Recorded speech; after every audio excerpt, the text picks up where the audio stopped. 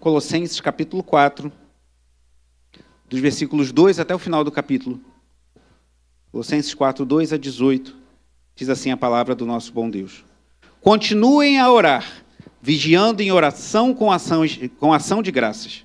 Ao mesmo tempo, orem também por nós, para que Deus nos abra uma porta à palavra, a fim de falarmos do mistério de Cristo, pelo qual também estou algemado. Orem para que eu torne esse mistério conhecido como me cumpre fazer. Sejam sábios no modo de agir com os que são de fora, e aproveitem bem o tempo. Que a palavra dita por vocês seja sempre agradável, temperada com sal, para que saibam como responder a cada um. Quanto à minha situação, Tíquico, irmão amado, fiel ministro e conservo no Senhor, lhes dará todas as informações. Eu o estou enviando com expresso propósito de lhes dar conhecimento da nossa situação e de alentar o coração de vocês. Com ele estou enviando Onésimo, fiel e amado irmão, que é da igreja de vocês. Eles contarão a vocês tudo o que está acontecendo aqui. Aristarco, que está preso comigo, manda saudações, e também Marcos, primo de Barnabé. A respeito dele, vocês já receberam instruções. Se ele for até aí, recebam-no bem. Também Jesus, conhecido por Justo, manda saudações. Estes são os únicos da circuncisão que cooperam pessoalmente comigo pelo reino de Deus. Eles têm sido o meu consolo. Epáfras, que é da igreja de vocês, manda saudações. Ele é um servo de Cristo Jesus, que está sempre lutando por vocês em oração, para que vocês se conservem maduros e plenamente convictos em toda a vontade de Deus. E posso testemunhar a respeito de Epáfras, que muito se empenha por vocês, pelos de Laodiceia e pelos de Hierápolis. Lucas, o médico amado, e também Demas, mandam saudações. Saúdem os irmãos de Laodiceia, bem como Ninfa e a igreja que se reúne na casa dela. E depois que esta carta tiver sido lida entre vocês, façam com que seja lida também na igreja dos Laodicenses. E vocês leiam também a carta que vier de Laodiceia. E digam a Arquipo, atente para o ministério que você recebeu no Senhor, cumprindo bem a sua tarefa. A saudação é de próprio punho. Paulo, lembrem-se das minhas algemas. A graça esteja com vocês. Oremos. Pai amado e bendito, te louvamos por essa porção tão rica, embora aparentemente tão comum, mas com tantas preciosidades, que teu Espírito Santo, como falou poderosamente ao meu coração ao preparar essa mensagem, que o Senhor fale ao coração do teu povo, e que possamos crescer em unidade, em maturidade, e reconhecer uns aos outros, recomendar uns aos outros e buscar a direção do teu Espírito para os nossos relacionamentos, na família, no trabalho, especialmente na igreja do Senhor. Em nome de Jesus. Amém. Os irmãos podem sentar. Irmãos, como falei domingo passado, eu planejei trazer uma mensagem sobre Colossenses capítulo 1, mas nessas últimas semanas me senti como que abduzido por essa rica carta e fiquei meditando e refletindo muito sobre a Epístola aos Colossenses e preguei sobre ela no domingo passado de manhã e de noite, na terça-feira. E hoje, lendo esse último capítulo, também fui muito impactado por esse texto. E aí, eu queria mostrar para vocês alguns aspectos que eu peguei no comentário do John MacArthur, que faleceu recentemente. Ele tem um excelente comentário de toda a Bíblia. E falando sobre Colossenses, ele mostra algumas preciosidades que nós encontramos nessa epístola. Pedi ajuda ali dos nossos universitários, das nossas universitárias. Uma não é mais universitária, a outra é, mas vocês entendem o que eu estou dizendo. O John MacArthur ele faz uma comparação entre Efésios e Colossenses. Ele mostra que em Efésios, que é uma carta muito parecida com Colossenses, mas com uma ênfase diferente, permitindo Deus ainda esse ano, eu vou expor toda a epístola de Efésios aqui na igreja. Jesus, Cristo, é apresentado como o Senhor da igreja. Efésios fala muito da igreja do Senhor. E Cristo é apresentado como o Senhor da sua igreja. Aos Colossenses, Paulo escreve mostrando Jesus como o Senhor não só da igreja, mas de todo o universo, o Senhor do cosmos. Em Efésios, a ênfase é na igreja como o corpo de Cristo, mas também afirma Cristo como cabeça da igreja. Então, Efésios enfatiza muito a igreja como corpo de Cristo e Cristo como cabeça da sua igreja. Em Colossenses, a ênfase está em Cristo como cabeça do universo, do cosmos e da igreja.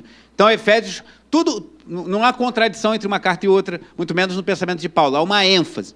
Efésios enfatiza muito Jesus como o Senhor da igreja, e Colossenses muito Jesus como o Senhor de todas as coisas, de todo o cosmos. Pode passar. Efésios é uma carta menos pessoal e provavelmente uma epístola circular. Alguns pensam que Efésios não foi escrita aos Efésios, mas a várias igrejas e devia circular entre elas. Isso é uma teoria, porque ela é menos pessoal. Aborda erros dos falsos ensinos de forma menos direta. A heresia ainda ali não era um grande perigo. Temas em comum são tratados de forma mais extensa. Alguns temas, como a relação entre os familiares, em Colossenses é trabalhado de forma bem curtinha e em Efésios de forma mais extensa. Já Colossenses é uma carta mais pessoal, como vamos ver hoje, e voltada para uma igreja local. Enfrenta diretamente os erros da falsa doutrina. A heresia que apresenta um risco maior é conhecida como a heresia colossense, uma espécie de gnosticismo que já existia naquela época. Os mesmos temas em comum são tratados, mas de uma forma mais breve. Em Efésios, Paulo explana de forma mais detalhada a relação do homem com a mulher, dos servos e senhores, pais e filhos, e aqui em Colossenses também, mas de uma forma mais reduzida. Pode passar. E aí, o John MacArthur fez um breve resumo de como Cristo é apresentado em Colossenses. O seu governo universal, a imagem visível de Deus, o agente da criação, o sustentador, a cabeça da igreja. Tudo isso Paulo apresenta falando de Cristo aos Colossenses. Na reconciliação, ele agrada ao Pai, reconcilia-nos por meio da sua morte, vive em nós como esperança da glória. Pode passar. Na sabedoria e no conhecimento, Jesus é a fonte de todos os tesouros. A filosofia mundana não se harmoniza com ele. Na prática pessoal, como vimos domingo passado, estamos vivos nele, não há necessidade de legalismo e ritualismo. Na verdade, eu falei do capítulo 3. Na vida cristã, que fala, vós que sois renascidos, nascidos de novo, buscai as coisas lá do alto, onde Cristo está assentado à direita de Deus. Devemos evitar a imoralidade e abençoar uns aos outros. Tudo isso Paulo fala sobre a pessoa de Jesus escrevendo aos Colossenses. Terminou aí? Obrigado, meninas. E aí eu te pergunto uma coisa, uma carta tão rica, tão profunda, uma doutrina tão pesada, como você imagina que isso terminaria? São só 4 capítulos.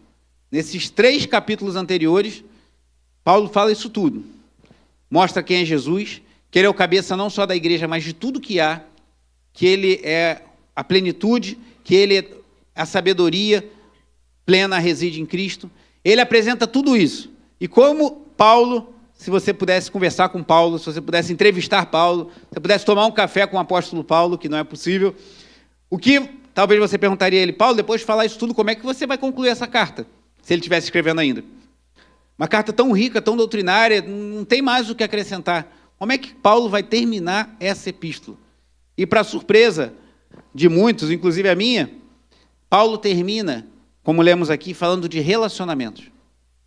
Paulo podia terminar com a sua grandeza doutrinária e prática, porque ele dá aplicações práticas, como a gente que nasceu de novo, estamos vivos em Cristo Jesus, devemos viver, e parar por aí. Mas ele dá uma série de recomendações e reconhecimentos de pessoas envolvidas com a vida daquela igreja. E aí eu aprendo algo com Paulo muito precioso, que nós devemos ter isso muito vivo. A igreja precisa de doutrina. A igreja precisa de prática santa, de santidade. Então ele falou sobre doutrina, falou sobre santidade, mas a igreja precisa também tratar os relacionamentos. Você vê que Paulo trata essa tríade de forma muito, muito feliz e muito profunda, doutrina, prática e relacionamentos. Não só aos Colossenses, mas em outras epístolas também. Doutrina, prática, relacionamentos.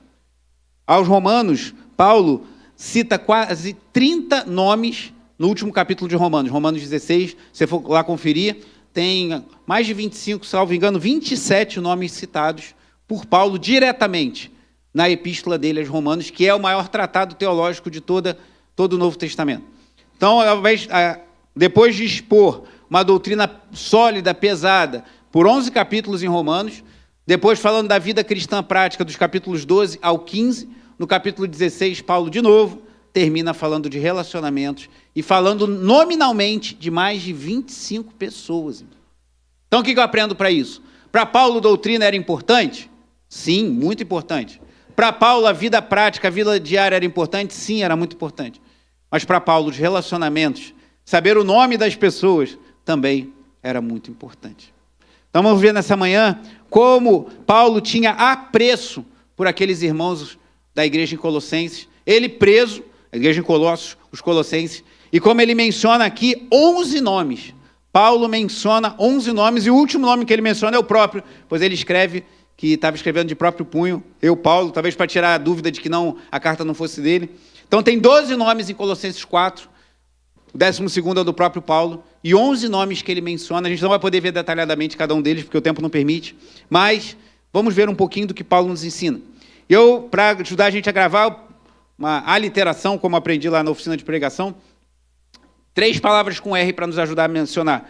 Paulo faz recomendações, Paulo faz reconhecimentos, e Paulo expressa um pouco dos seus relacionamentos. Então, recomendações, reconhecimento e relacionamento, que veremos agora. Primeiro ponto, recomendações. Por exemplo, no versículo 7, eu já vou passar direto para o versículo 7. Semana passada eu falei sobre o capítulo, na verdade, terça-feira eu falei sobre o início do capítulo 4. E no versículo 7, Paulo diz assim: quanto à minha situação, aí aparece o primeiro nome aí nessa extensa lista de 11 nomes, Tíquico, irmão amado, fiel ministro e conservo no Senhor, lhe dará todas as informações. Observe como Paulo, ele não só diz que, ele podia dizer, Tíquico vai entregar essa carta para vocês e vai falar algumas coisas. Ele podia botar assim, o irmão Tíquico vai aí, eu estou na cadeia, estou escrevendo os negócios aqui, vou pedir que o Tíquico entregue aí para vocês, recebam o que ele escreveu, que foi eu mesmo que mandei, tá bom? Ele podia botar assim, só recebam o que Tíquico mandar. Mas olha como ele coloca, que Tíquico era um irmão amado, fiel ministro e conservo no Senhor. Paulo reconhece o valor e a fidelidade, a integridade daquele homem de nome Tíquico. Seguindo, versículo 9, diz assim: com ele estou enviando Onésimo. Para quem pretende ter filhos aí, uma sugestão de nome. Qual é o nome do seu filho? Onésimo. Com ele estou enviando Onésimo, o fiel e amado irmão, que é da igreja de vocês. Eles contarão a vocês tudo o que está acontecendo aqui. De novo, Paulo fala, estou enviando Tíquico, estou enviando Onésimo para falar o que está acontecendo a vocês aqui e passar algumas informações. Ele podia falar só isso. E acabou. Mas Paulo faz questão de dizer que Tíquico era um irmão amado, fiel ministro e conservo no Senhor, e Onésimo, no versículo 9, ele diz, fiel e amado irmão, e acrescenta algo, o que está aí no versículo 9? Fiel e amado irmão, que é? Opa! O que eu aprendo com isso? O que estamos estudando na nossa escola bíblica dominical, sobre igreja, sobre características da igreja, o que eu tenho falado da nossa igreja há muitos anos já, sobre a importância da membresia, de você fazer parte de um corpo, de você integrar um corpo de uma igreja local, na qual você tem responsabilidades, deveres, inclusive financeiros, de manter a igreja, deveres de orar pela igreja, dever de participar da vida da igreja, dever de contribuir com seus dons e talentos, e também o privilégio de ser assistido por uma igreja local. Isso não é novidade do pastor Mark Dever, que escreveu 9 marcas de uma igreja saudável, ou do pastor John McAllister, que escreveu a apostila que estamos utilizando. Isso não é novidade na história da igreja. Paulo já entendia, assim, que a igreja tinha um contorno local. A igreja tem um contorno geral. Somos todos irmãos em Cristo, daqueles que verdadeiramente seguem a Jesus. Isso nos permite estender a destra de comunhão a irmãos de outras denominações, desde que genuinamente cristãs. Nós temos muitos irmãos, a Nova Vida não é a única igreja cristã, há muitas igrejas cristãs sérias, às vezes com uma doutrina diferente, que concordamos em um ponto ou outro não, mas vivendo a vida cristã de forma íntegra, pregando o evangelho, e nós devemos estender a mão de comunhão. Então o contorno da igreja geral é muito amplo, mas Paulo reconhecia também um contorno na igreja local, e ele fala, Onésimo é da igreja de vocês. Então aqui a gente vê que já havia no pensamento do apóstolo a importância de uma igreja local, irmãos. Infelizmente, eu creio que muito por causa do movimento de crescimento de igreja e por causa do movimento que vai em busca, tem um nome em inglês, é seeker sensitive, acho, que é em busca sensível aos que buscam, que transformou a igreja num grande palco de atrações para trazer todo mundo e atrair o máximo de pessoas possíveis, e a igreja se torna um prestador de serviço. Essa semana, passando próximo a uma igreja que tem bem esse perfil, bem influenciado pelo pensamento de Rick Warren, que é um dos principais pensadores desse modelo de igreja. Aí eu passei de longe e vi assim, o nome da igreja, Shop, o nome da igreja, Gourmet. Quer dizer, a igreja tem uma cantina gourmet, um negócio sofisticado, uma loja, nada contra, irmãos, não que isso necessariamente seja ruim. É pecado ter uma cantina, é pecado ter uma loja da igreja, não é isso. Mas isso denuncia um modelo de igreja que eu conheço o pastor, e eu sei que exatamente isso, até porque ele é muito afeiçoado ao Rick Warren. Essa preocupação em satisfazer o cliente. Isso tem trazido muito danos à igreja. Que a igreja deixa de ser um lugar de comunhão, em que Paulo, por exemplo, sabia o nome de Onésimo, que fazia parte da igreja, para se tornar um grande prestador de serviço, como se fosse um grande shopping. Isso tem trazido muitos danos à igreja, que já temos visto, eu creio que ao longo dos próximos anos, e por muitos anos ainda veremos o dano que isso tem feito à igreja. Mas aqui não, Paulo sabia, Onésimo é da igreja de vocês. Então existia uma igreja em Colossos, onde cristãos se reuniam e se conheciam pelo nome. E isso não é novidade do século passado, nem da década passada, nem porque o pastor John viajou para Washington para aprender com o pastor Mark Dever. Isso está na palavra de Deus, e era assim que a igreja vivia. Continuando aqui, falamos de Tíquico, falamos de Onésimo. Mais à frente, versículos 10 e 11, Paulo volta a citar nomes. Aristarco, que está preso comigo, manda saudações. E também Marcos, primo de Barnabé. A gente vai falar um pouquinho sobre Marcos mais à frente. A respeito deles, vocês já receberam instruções. Se ele for até aí, recebam-no bem. Também Jesus, conhecido como Justo, manda saudações. E olha o que Paulo diz com um tom de tristeza, igual aquela comida que tem não sei se você, eu gosto muito de raspa de limão, às vezes você come um bolinho que tem um pouquinho de raspa de limão, você sente aquele gosto, tem um negócio diferente, né, Silvia? Eu tenho um negócio aqui, é raspinha de limão. Então tem uma raspinha, mas não de limão, mas de um azedume aqui na palavra de Paulo, pois ele diz assim, estes são os únicos da circuncisão que cooperam pessoalmente comigo pelo reino de Deus. Então Paulo está falando, essas 3 pessoas são os únicos judeus que me ajudam no ministério. E Paulo é alguém que, se você vai lá em Romanos 9, chorava pelo seu povo, pelos judeus. Alguém que chega a dizer que estava pronto a ser anátema, mas está separado de Cristo para que os judeus fossem salvos, Romanos 9, 3. E ele diz que apenas 3 da circuncisão cooperavam com ele. E aqui eu começo a aprender algo que a gente vai falar mais à frente. Não espere que a sua vida cristã seja só de alegrias e só felicidades e só relacionamentos perfeitos. Paulo vivia tristezas, Paulo vivia decepções, Paulo teve pessoas que o trouxeram muita alegria e consolo, mas pessoas que o entristeceram profundamente. E essa é a vida comum, irmãos. Saia daquele cor-de-rosa da vida perfeita e venha para a vida como ela é. Uma vida de dureza, de dificuldade, mas em que Deus, com a sua graça, manifesta o seu poder entre nós. Então Paulo fala, só esses 3, Jesus chamado Justo, Marcos e Aristarco, são os judeus que cooperam comigo. Um homem que deu a sua vida para que o evangelho prosseguisse. Mas continua, ele fala de Epáfras no versículo 12. Como falei, não vou poder atravessar todos os nomes, mas vamos focar os olhos em alguns deles. Versículo 12. Epáfras, de novo, que ele fala o quê? Que é da igreja de vocês. De novo, Paulo manifesta o valor que ele dá a reconhecer que alguém integra uma igreja local, irmãos. Então isso não é novidade. Isso já estava no âmago da igreja. Epáfras, que é da igreja de vocês, manda saudações.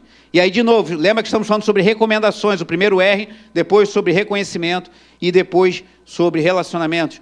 Ele recomenda, faz uma recomendação falando acerca de Epáfras. Ele é um servo de Cristo Jesus que está sempre lutando por vocês em oração para que vocês se conservem maduros e plenamente convictos em toda a vontade de Deus. E posso testemunhar a respeito de Epáfras que muito se empenha por vocês, pelos de Laodiceia e pelos de Hierápolis. Irmãos, como Paulo sabia que Epáfras orava pela igreja? Paulo não é Deus. A gente ora a Deus. Deus sabe a oração de cada um de nós aqui. Se oramos de forma mais fervorosa, de forma menos fervorosa, se oramos mais tempo ou menos tempo, o que vai em nosso coração, Deus sabe. Mas como Paulo sabia? Eu também não sei. Mas possivelmente, Paulo orava junto com Epáfras em alguns momentos, e ele via a intensidade com que Epáfras orava por aqueles irmãos. E por isso que ele testemunha que ele era um servo de Deus que estava sempre batalhando por eles em oração. Eu aprendo algo aqui, irmãos. As nossas orações influenciam as pessoas que estão ao nosso lado. Às vezes tem gente que pensa assim, quando eu oro, importa me falar com Deus e não importa quem está ao meu lado. Se você se preocupar em quem está ao lado para aparecer, é melhor você pensar assim mesmo. Mas não despreze o caráter pedagógico das orações públicas. Quando você ora junto com outras pessoas, seja no púlpito, ministrando louvor, seja alguém do vocal, seja um irmão, uma irmã que vai orar, não fique medindo palavras, ore de coração sincero diante de Deus. Mas saiba que a sua oração ensina coisas. As pessoas aprendem com as nossas orações públicas e não há problema nenhum disso. Quando Jesus estava diante do túmulo de Lázaro, ele ora ao Pai e fala, Senhor, eu oro para que eles saibam. Jesus sabia do poder, do papel pedagógico da oração.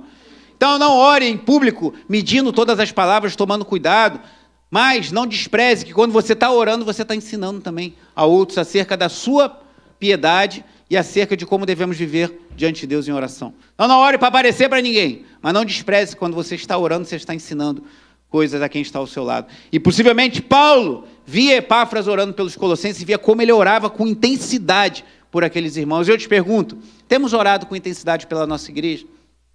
Ontem no jejum oramos pelos cultos de hoje, pelas pregações. Ore pelas ministrações de louvor. Chegamos aqui antes de 8 horas, estávamos aqui já nos preparando, os irmãos vêm, oramos antes do ensaio, oramos depois, antes do culto, precisamos estar orando, as irmãs estavam em oração ali na intercessão. Eu falo às irmãs que hoje era a escala das varoas, tem alguns cultos que são os irmãos que ficam ali em oração. Então ore pela sua igreja, ore pelo serviço, ore que Deus abençoe os cultos, ore pelo culto de quinta-feira, ore pelo encontro de casais, como fizemos ontem no jejum, e ore de forma intensa. Senhor, abençoa a nossa igreja, Senhor, derrama da tua graça sobre nós. Antes do ensaio, nós oramos, eu pedi ao Luciano que fizesse essa oração, e ele orou, até um testemunho, né, que Anso estava com a pressão um pouco alta, e a gente ficou preocupado com ele, e quando mediu a pressão depois, a pressão dele tinha regularizado, louvado seja Deus, creio que Deus já trabalhou no corpo do nosso jovem, e ele orava também que Deus se derramasse em nosso meio no culto, porque nós estamos aqui não só ensaiando, preparando músicas para apresentar algo bonito para os irmãos, estamos aqui com o propósito de conduzir a igreja em adoração a Deus. E isso é algo espiritual, nós precisamos da intervenção do Espírito Santo. Então, ore pela igreja. Epáfras orava de uma forma tão intensa que Paulo fala isso. Olha, ele ora batalhando por vocês em oração. E Paulo recomenda Epáfras como um homem piedoso. Mas Paulo também, o segundo R, faz um reconhecimento da vida e do valor desses irmãos na vida dele. Depois de elogiar Epáfras, elogiar Tíquico e outros elogios aqui que o tempo não vai permitir a gente ver, eu recomendo que você leia depois esse capítulo novamente, com esse olhar. O que Paulo está recomendando, o que Paulo está reconhecendo? Ele reconhece a ação do ministério da vida desses irmãos na sua vida. Volte ao versículo 8. Olha o que ele diz. Eu estou enviando, falando de Tíquico, com o expresso propósito de lhes dar conhecimento da nossa situação e de quê? Alentar o coração de vocês. Paulo podia mandar só uma carta, irmãos, que já teria grande valor. Mandava um texto, mandava entregar lá para os colossenses, toma aí, lê que vai ser bênção para vocês. Podia fazer isso. Mas ele não enviou só textos, ele enviou pessoas. Ele não só enviou palavras, para ficar com 2P para facilitar de você gravar. Ele não só enviou palavras, mas enviou pessoas, irmãos, para que alentasse o coração dos colossenses. Então, saiba que a sua vida é importante na vida da igreja. As pessoas te verem aqui, as pessoas te abraçarem. Por isso que eu penso que a transmissão é um benefício, traz benefícios para pessoas que realmente não podem estar na igreja, ou alguém que está hospitalizado, alguma situação. E nós até mantemos um pouco a contragosto. Várias vezes eu pensei em suspender, mas senti uma direção de Deus que não era para fazer isso. Mas porque nada substitui estarmos reunidos presencialmente. Não servimos a ceia online, pois entendemos que é algo que tem que ser feito presencialmente. E quando da pandemia o bispo Walter falou, se a gente precisar ficar sem servir a ceia, a gente vai pagar esse preço, porque é algo para ser feito presencialmente.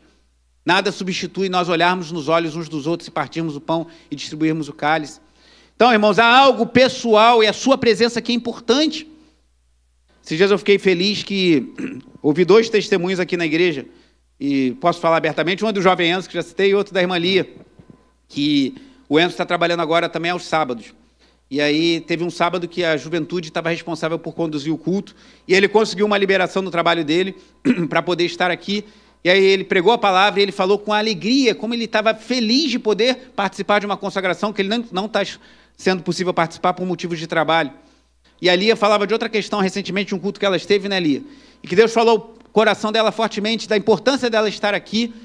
E todos que conhecem um pouquinho da vida da Lia sabem que ela paga um preço para estar aqui, principalmente às terças-feiras. Não preciso explicar muito. Então, irmãos, como me alegrou o coração ver como esses irmãos, esse jovem, essa irmã, jovem um pouquinho mais tempo, pagam um preço e valorizam estar na comunhão. Porque a sua presença aqui é insubstituível. Você estar junto, nada substitui. E Paulo envia Tíquico não só para passar informações, palavras, mas aquela pessoa, o homem Tíquico, levaria alento ao coração dos colossenses.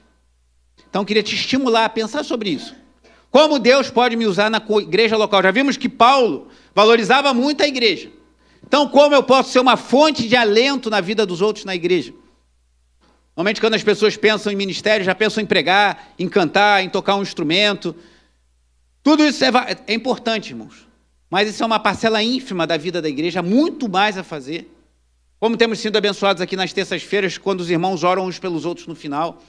Como Deus tem abençoado vidas aqui, é receber uma oração. Como temos sido abençoados nos cultos de jejum, quando oramos juntos, quando compartilhamos. Quanta coisa há para ser feita na vida da igreja, para alentar, para exortar, para abençoar a vida do outro. Então coloque-se à disposição para ser um instrumento como Tíquico era para os colossenses. Mas ele continua ainda no versículo 11. Lembra que ele falou daqueles três, Aristarco, Marcos e Jesus, conhecido como Justo, os únicos da circuncisão? Olha o que ele fala no versículo 11 ao falar deles. Eles têm sido o meu consolo.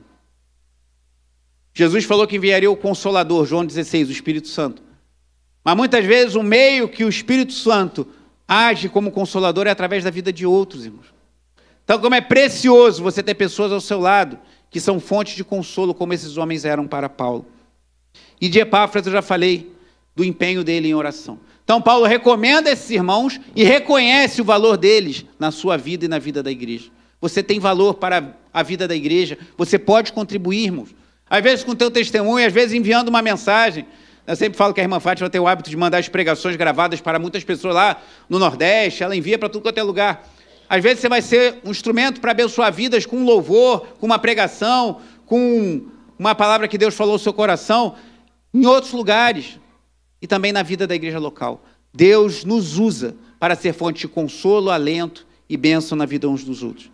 Mas falamos sobre a recomendação que Paulo faz desses irmãos, do reconhecimento que Paulo faz, da bênção que eles eram na vida dele. E agora, para concluir, queria chamar a atenção para três aspectos aqui que nós vemos no relacionamento de Paulo. E aí a gente vai ver aqui em Colossenses que dá uma esticadinha também ali na segunda epístola de Paulo a Timóteo. Primeiro, Tíquico e Lucas. Tíquico já falamos, um homem fiel, amado, que cumpria os propósitos de Deus, que trazia alegria a Paulo. E Lucas, aqui mais à frente, nós vemos no versículo 14 de Colossenses 4, Paulo fala assim, Lucas, o médico amado. Agora vá comigo lá em 2 Timóteo 4. Versículo 11.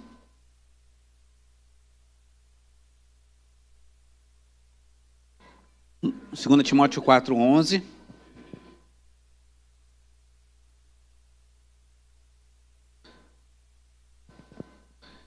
Diz assim, 2 Timóteo 4, 11 e 12. Somente Lucas está comigo. Isso aqui Paulo escreveu depois de escrever aos Colossenses, já no final da sua vida. Tudo indica que é a última carta que temos de Paulo. Somente Lucas está comigo. Encontre Marcos e traga-o junto com você, pois me é útil para o ministério. Quanto a Tíquico, mandei-o para Éfeso. Então, Paulo mostra que Tíquico continua sendo um colaborador fiel, e Lucas, que escreveu o livro de Atos dos Apóstolos, o evangelho que leva o seu nome, continua sendo alguém cooperador ao lado de Paulo. Então, eu aprendo com Paulo aqui que tem pessoas na nossa caminhada cristã que estarão conosco sendo fonte de bênçãos durante toda a nossa caminhada.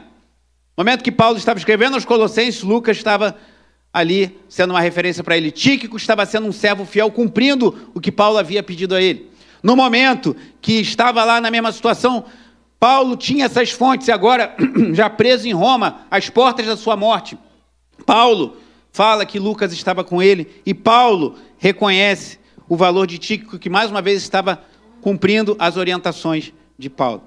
Mas nem sempre, irmãos, os relacionamentos no ministério, na igreja, são a mil maravilhas, como vemos aqui Lucas e Tíquico, pelo menos nessas duas passagens, mostrando o valor ao longo de muito tempo que tiveram na vida de Paulo. Também passamos por momentos difíceis, passamos por tropeços, por desalinhamentos. E aí entra em cena um outro personagem, nós estamos numa peça de teatro, mas pense como se fosse, um outro personagem se apresenta que é João Marcos. Alguém que também é útil a Paulo. Você vê que aqui a gente leu em 2 Timóteo 4, encontre Marcos, que é o João Marcos, e traga-o junto com você, pois me é útil para o ministério. Mas nem sempre Paulo pensou assim de João Marcos. Volte em Atos capítulo 13. Volte lá atrás na sua Bíblia. Atos capítulo 13.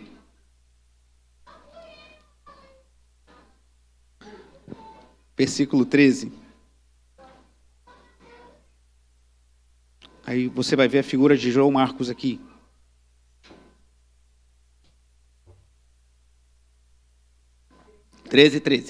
Atos 13, 13.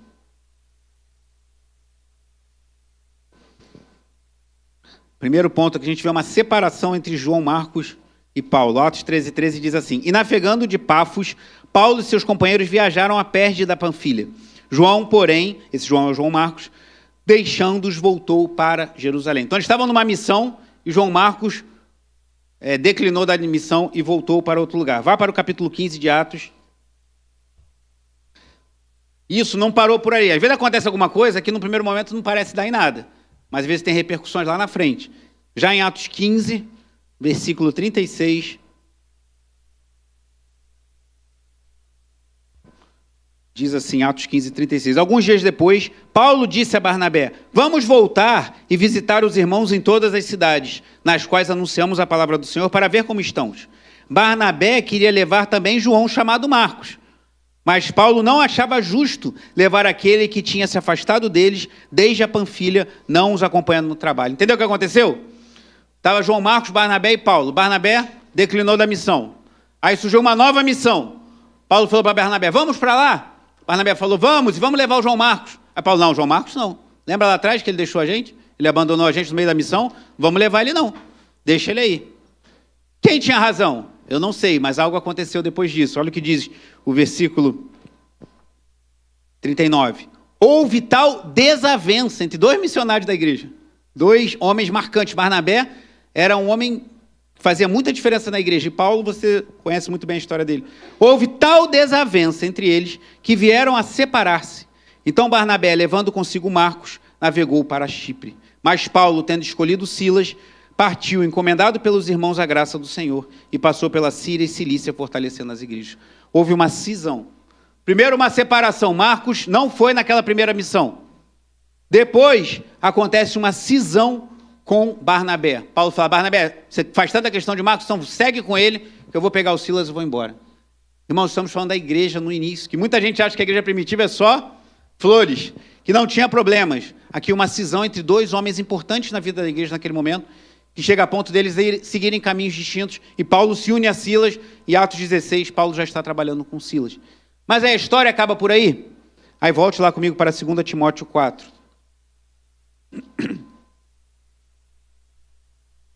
2 Timóteo, capítulo 4. Texto que nós já lemos. Versículo 11. Paulo diz assim: Somente Lucas está comigo. Encontre Marcos, esse é o João Marcos, e traga-o junto com você, pois me é útil para o ministério. Então, aquele que Paulo lá atrás achou inútil, não vai comigo não. Agora ele reconhece que ele é útil ao ministério.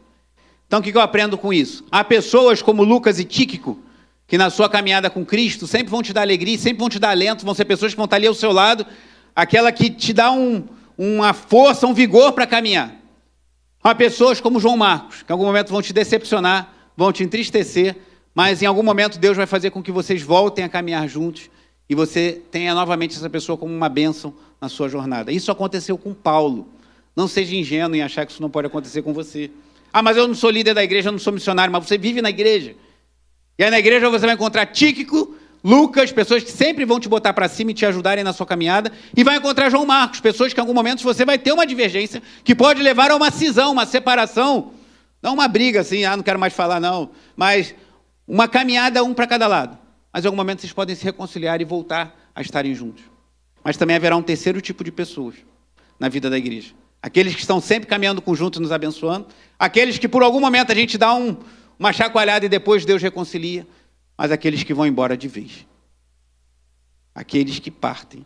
Isso é algo que a igreja, principalmente influenciada por essa mentalidade consumista, tem dificuldade de entender. Muitos entendem que a igreja tem que estar sempre crescendo, acrescentando pessoas, e sempre chegando gente. Não temos nada contra isso, que bom que chegue mais pessoas e ouçam o evangelho, mas acham que é tudo mil maravilhas e vendem um marketing da igreja que não é real. Que a vida real é a vida de Paulo. E na vida de Paulo nós vemos um homem chamado Demas. Nós lemos sobre ele lá em Colossenses 4. Aqui em Colossenses 4 ele fala de Demas junto com Lucas. 4,14. Lucas, o médico amado, e também Demas enviam saudações. Então Demas estava ali junto com Paulo. Demas estava trabalhando junto com ele. Só que quando chega aqui em 2 Timóteo 4, versículo 9, Paulo diz assim: empenhe-se por vir até aqui o mais depressa possível. Só uma colocação sobre esse versículo que é muito precioso. Paulo enviava pessoas para alentar o coração de outras. Envio Tíquico para alentar o coração de vocês. Agora Paulo está preso. Paulo possivelmente sabia que ele não ia durar muitos dias. É bem provável que poucos dias depois de ter escrito essa epístola, ele morreu decapitado, porque ele era cidadão romano. Então ele tinha o benefício de ter apenas a sua cabeça cortada e não ser pendurado numa cruz. Ó, que legal, hein? Então, possivelmente, alguns dias depois disso aqui, Paulo teve a sua cabeça literalmente cortada. E ele possivelmente sabia disso, por isso que ele fala que a sua vida está sendo oferecida como libação, como uma oferta líquida a Deus. E aqui ele fala, eu que enviei tantas pessoas, queria muito te ver, Timóteo, antes de partir para a glória. Paulo sabia a importância de enviar pessoas, mas Paulo sabia a importância de receber pessoas. Então não seja uma ilha. Deus não nos chama para viver como uma ilha no meio de um monte de gente. Deus nos chama a nos abrir para relacionamentos, nos quais teremos muita alegria, como foi com Lucas e Tíquico, nos quais teremos decepções momentâneas que serão resolvidas, como foi com João Marcos, mas nos quais também teremos decepções definitivas, como foi com Demas. E depois falar para Timóteo, procura vir logo comigo, ele fala no versículo 10, porque Demas, tendo amado o presente século, me abandonou. Mas que palavra forte, né? Você já se sentiu abandonado por alguém? Já sentiu que alguém em quem você confiava, com quem você caminhava lado a lado, simplesmente te abandonou? Se você experimentou esse sentimento, saiba que você não é o primeiro e possivelmente não será o último. Paulo experimentou isso também. E Paulo aqui está preso, possivelmente, num calabouço escuro, fétido, com pouca ventilação, esperando a morte. E ele está sozinho. Muitas pessoas pensam, a vida cristã tem que ser sempre um crescente. A gente tem que cada vez ter mais dinheiro, ter mais amigos, ter mais reconhecimento, ter mais poder, ter mais status. Só que a vida de Paulo não foi um crescente. Paulo terminou uma situação muito difícil. Estou falando que você tem que terminar igual Paulo. Mas para você não entrar na ladainha dos nossos dias, de achar que você tem que estar sempre crescendo, as coisas têm que estar sempre melhores. Nem é sempre assim. Se puder melhorar, amém. Mas se não melhorar, saiba que você vê aqui no exemplo de um grande homem de Deus que doou a sua vida pelo Evangelho e morreu muito mal. Sozinho, pedindo uma capa, porque ele estava viril frio, pedindo amigos e livros. Mais à frente ele pede isso. Traga o pergaminho, os pergaminhos que eram os livros, uma capa e procure verter comigo depressa. Você imagina um final desse? Numa cadeia escura, fétida, provavelmente só com um buraco no teto para entrar um pouquinho de luz, pedindo somente amigos, livros e uma capa para te aquecer. Esse foi o fim de Paulo, o maior teólogo e o maior missionário da história cristã. Então, se o teu fim for um pouquinho melhor do que isso, talvez nós já estejamos no lucro. Então, devemos repensar, configurar os nossos pensamentos e deixar desse pensamento estar sempre prosperando, achando que a vida vai sempre melhorar. E saber que ela pode melhorar, mas também pode não melhorar. E o que importa é que Cristo nos encontre fiel. Aleluia. Seja na masmorra, seja no palácio. Seja com muitos amigos em volta, seja sozinho. Que Cristo nos encontre fiel. Então, Paulo teve fiéis colaboradores que foram com ele até o fim. Teve João Marcos, com quem teve uma cisão junto com Barnabé, e depois se reconciliaram. E teve Demas e também Alexandre, que mais à frente, ele fala que Alexandre fez muito mal a ele. Aqui em 2 Timóteo, no capítulo 4, versículo 14. Ele diz, Alexandre, o ferreiro me causou muitos males. O Senhor dará retribuição de acordo com o que ele fez. Então saiba que na nossa caminhada tem pessoas que vão nos fazer muito bem, mas pode ter Alexandres e Demas que nos abandonarão e farão mal. Mas devemos prosseguir para o alvo. Prosseguir para Cristo. É sobre isso que vamos lembrar agora ao participar da ceia. Mas antes da ceia, algumas aplicações práticas. Mesmo nessa epístola tão doutrinária e tão profunda, Paulo não deixa de falar de pessoas. Então devemos valorizar a adoração, como é o tema que vamos trabalhar daqui a pouco na escola dominical, e o próximo, a comunhão, que é de estarmos caminhando juntos. Paulo faz recomendações, e aqui eu aprendo que não é problema você elogiar pessoas. Elogio é diferente de bajulação. Bajulação é problemático. Se alguém ficar te bajulando, provavelmente está querendo ganhar alguma coisa com isso. Mas elogios sinceros fazem parte da vida. Não há problema você falar, irmão, você é uma bênção na minha vida. Olha, o seu ministério me abençoa. Olha, o teu trabalho me estimula a ser fiel a Deus. A sua presença, a sua frequência na igreja me anima. O seu empenho em aprender a palavra alegra meu coração. Elogios não são problemas. Fazer reconhecimento justo também. Como Paulo falou, fulano é uma fonte de alento para mim. Aqueles 3 da circuncisão são uma fonte de consolo. Você pode reconhecer, meu irmão, você é uma bênção na minha vida. Você tem me abençoado, você tem me ajudado. Você tem sido um Lucas, um Tíquico ao meu lado que me ajuda a caminhar para Cristo. E sobre os relacionamentos, tenha isso em mente. Há relacionamentos que vão te trazer alegria por toda a vida. Há relacionamentos que vão ser estremecidos em algum momento, mas poderão ser reconciliados. E há pessoas que simplesmente nos abandonarão. Ou até nos farão males. Se depender de vós, tenha de paz com todos. Mas se não depender, tenha paz com o Senhor. Siga em frente. Ah, mas eu vou viver isso? Paulo viveu isso. Por que nós não viveríamos? E mais, Cristo viveu algo muito pior. Ele veio para os seus e os seus o rejeitaram. Mas ele foi fiel até o fim. Ele morreu a morte de cruz para nos salvar.